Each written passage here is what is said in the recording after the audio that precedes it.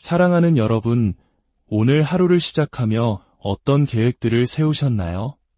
중요한 회의, 친구와의 약속, 혹은 차분히 혼자만의 시간을 보내려는 소중한 계획까지. 우리는 저마다의 분주한 일상 속에서 자신만의 시간표를 따라 쉼없이 달려가곤 합니다. 그런데 만약 여러분의 완벽하게 짜인 그 계획 속으로 하나님께서 예고 없이 찾아오신다면 어떨까요? 마치 가장 중요한 순간에 울리는 전화벨처럼 우리의 일상을 잠시 멈추게 하는 그분의 부르심에 우리는 어떻게 반응하게 될까요? 오늘 우리는 바로 그 하나님의 개입에 대한 이야기를 나누고자 합니다. 우리의 계획을 기꺼이 멈추고 그분의 뜻에 순종할 때 우리 삶에 어떤 놀라운 일들이 일어날 수 있는지 함께 묵상하는 시간이 되기를 바랍니다. 본격적인 이야기에 앞서 잠시 여러분의 마음을 모아주시면 감사하겠습니다. 오늘 이 말씀이 여러분의 마음에 깊은 울림을 준다면 좋아요와 구독으로 저희 채널에 힘을 실어주세요. 여러분의 작은 손길 하나하나가 더 많은 이들에게 하나님의 은혜를 전하는 귀한 씨앗이 될 것입니다. 이 말씀을 나누는 모든 분들의 삶에 하나님의 크신 축복이 함께하기를 기도합니다. 우리 대부분은 하루를 위한 계획을 가지고 살아갑니다. 물론 어떤 이들은 정해진 계획 없이 즉흥적으로 살아가기도 하지만 대부분의 사람들은 나름의 목표와 일정을 세우고 하루를 시작합니다.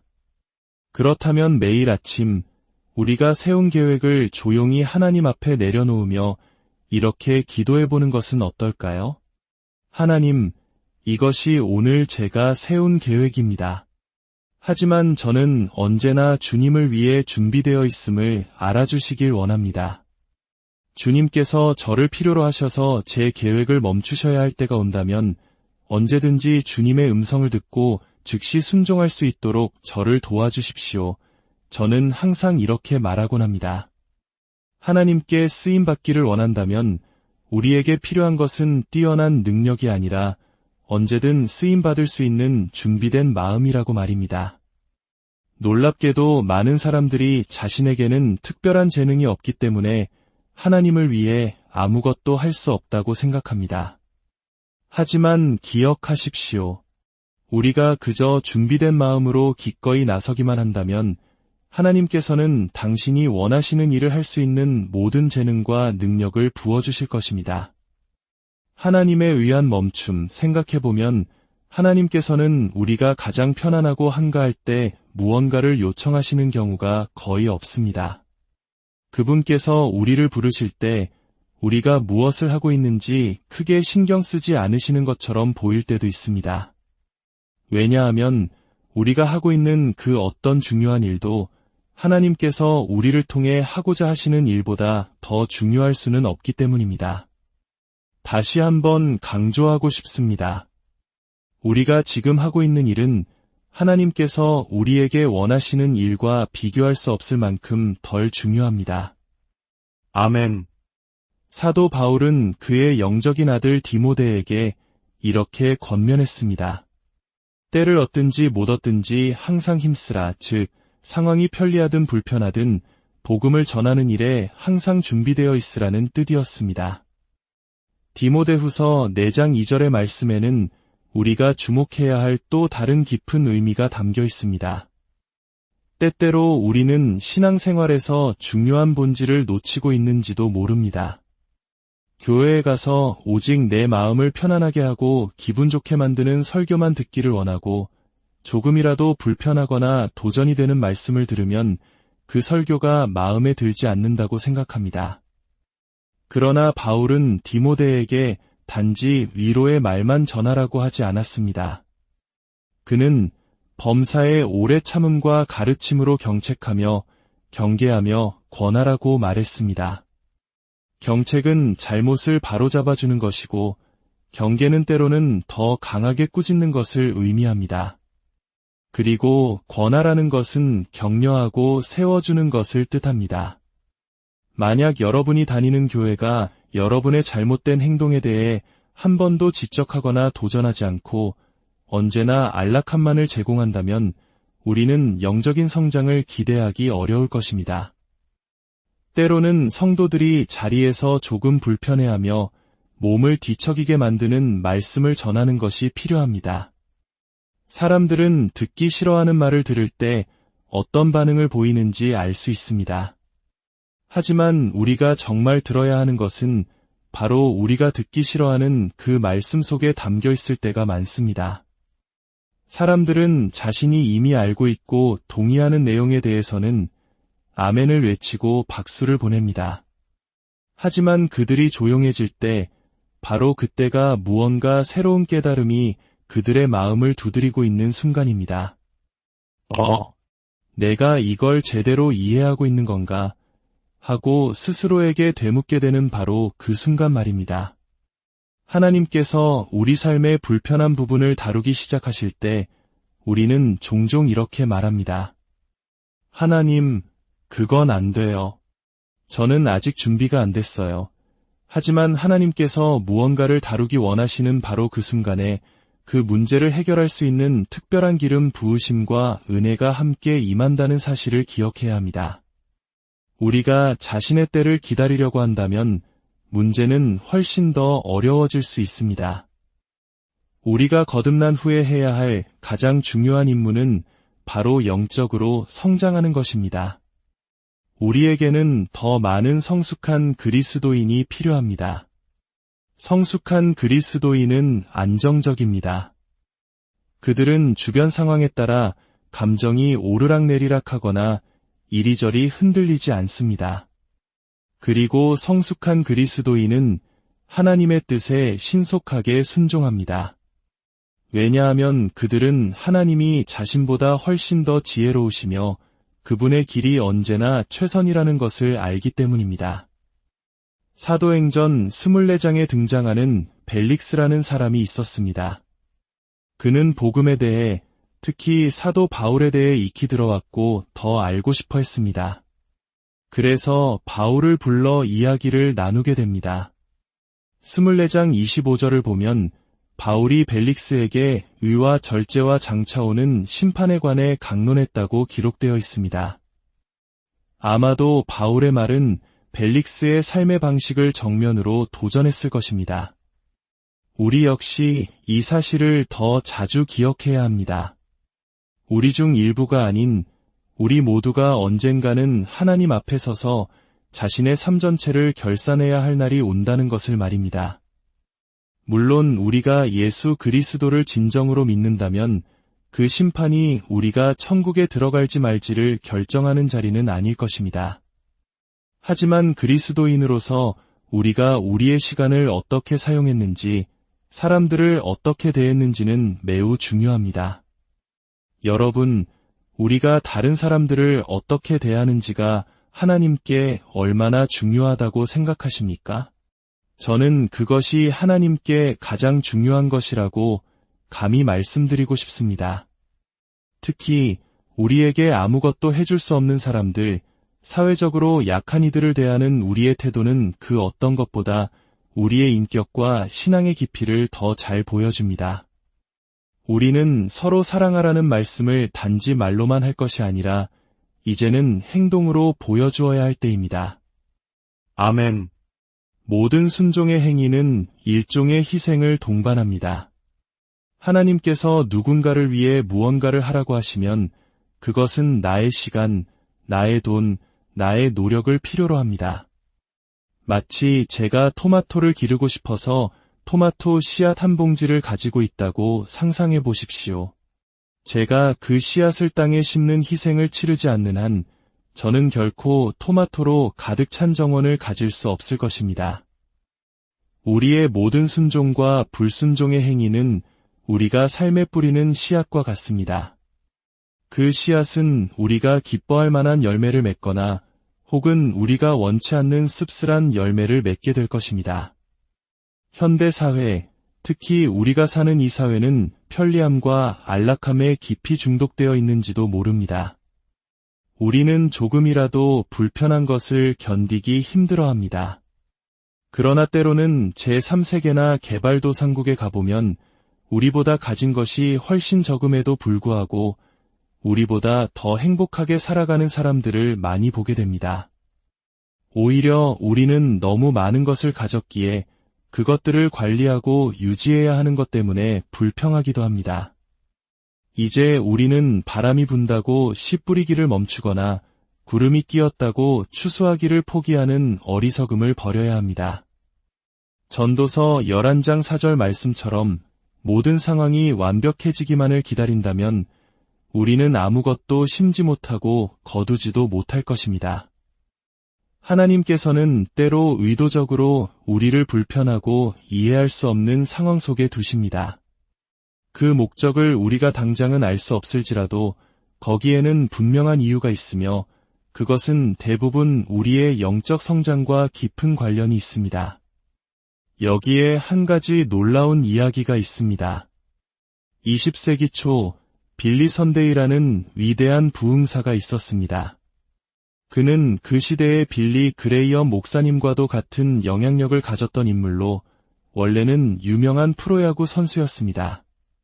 그가 복음을 듣고 구원받은 뒤 하나님으로부터 복음 전도자로 부르심을 받았고 위대한 하나님의 사람으로 쓰임받게 됩니다. 한편 빌리 선데이가 활동하던 시카고에 한 지역 교회를 섬기는 목사님이 있었습니다. 어느 날 밤 그는 깊은 잠에 빠져 있다가 문득 잠에서 깨어났습니다. 하나님께서 시카고 기차역으로 내려가 한밤중에 설교를 하라고 말씀하시는 것 같은 강한 감동을 느꼈습니다. 그는 이게 무슨 어리석은 생각인가 하며 돌아누워 다시 잠을 청했습니다. 하지만 얼마 지나지 않아 똑같은 감동이 다시 그를 깨웠습니다. 말도 안 돼. 이게 무슨 의미가 있겠어. 그는 또다시 무시하고 잠을 청했습니다. 그러나 잠시 후 그는 세 번째로 잠에서 깨어났고 여전히 똑같은 강한 마음의 울림을 느꼈습니다.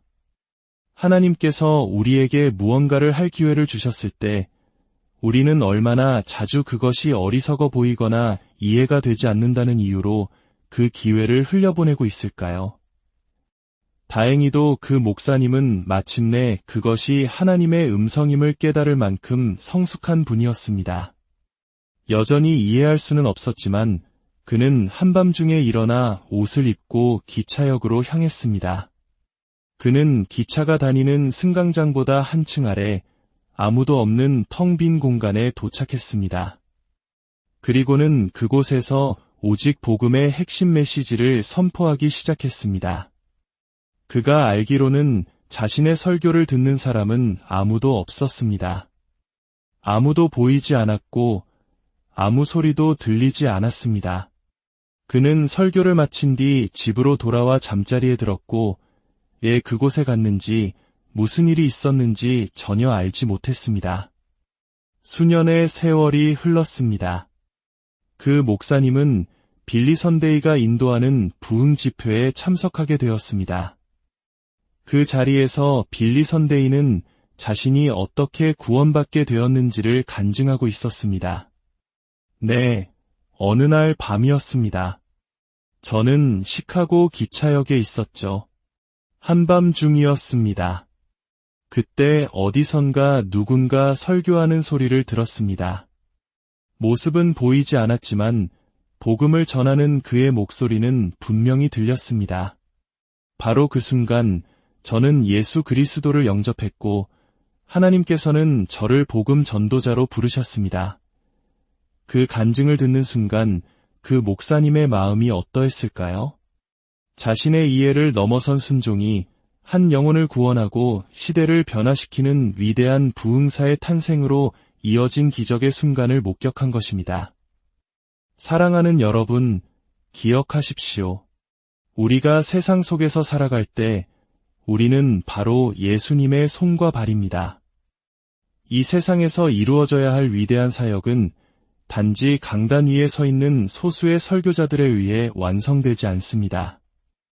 우리 모두가 각자의 삶의 자리에서 그 사역을 감당하도록 훈련받고 세상으로 나아가야 합니다. 오늘 하나님께서 말씀하시는 것에 즉각적으로 순종하기로 결단하는 여러분이 되시기를 바랍니다. 물론 분별 없이 어리석은 일을 하라는 뜻은 아닙니다. 무언가 정말 이상하게 들린다면 한 번 이상 기도하며 확인해야 합니다. 하지만 이것 하나만은 꼭 기억하십시오.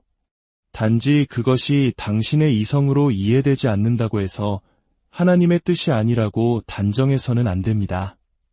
하나님의 생각은 우리의 생각보다 높고 그분의 길은 우리의 길보다 높기 때문입니다. 예수님께서 치유하신 거의 모든 사람들은 사실 예수님께서 다른 곳으로 가시는 길에 만난 사람들이었다는 사실을 아십니까?